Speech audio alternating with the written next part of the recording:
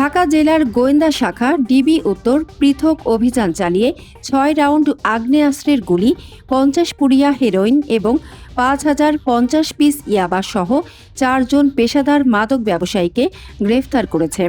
গত ২২ অগাস্ট শনিবার রাতজুড়ে আশুলিয়া ও ধামরাই থানা এলাকার বিভিন্ন স্থানে এসব অভিযান পরিচালিত হয়। ঢাকা জেলা পুলিশ সুপার শামীমা পারভীনের নির্দেশনায় এবং ডিবি উত্তরের অফিসার ইনচার্জ সাইদুল ইসলামের নেতৃত্বে ডিবি পুলিশের পৃথক কয়েকটি টিম এই সফল অভিযান পরিচালনা করে।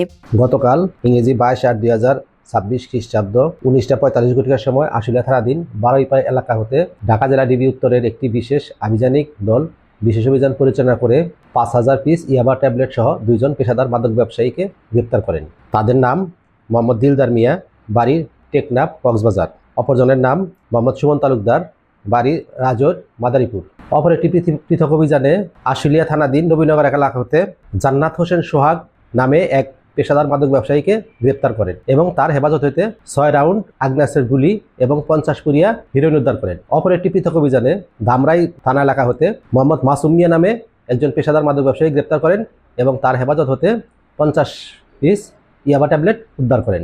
উদ্ধারকৃত মাদকের সর্বমোট মূল্য 15,30,000 টাকা এবং গ্রেপ্তারকৃত আসামিদের প্রত্যেকের বিরুদ্ধেই একাধিক মাদক মামলা রয়েছে। আসামিরা দীর্ঘদিন ধরে পরস্পর যোগসাজশে সীমান্ত এলাকা থেকে মাদক সংগ্রহ করে ঢাকা ও এর আশপাশের এলাকায় বিক্রি করে আসছিল। গ্রেফতারকৃত আসামিদের বিরুদ্ধে সংশ্লিষ্ট থানায় মাদকদ্রব্য নিয়ন্ত্রণ ও অস্ত্র আইনে মামলা দায়ের শেষে বিজ্ঞ আদালতে প্রেরণ করা হয়েছে।